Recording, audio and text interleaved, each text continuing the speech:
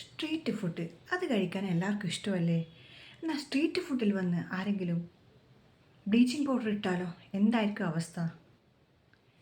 അതെ, സംഭവം ഡെൻവർ കൊളറാഡോയിലാണ്.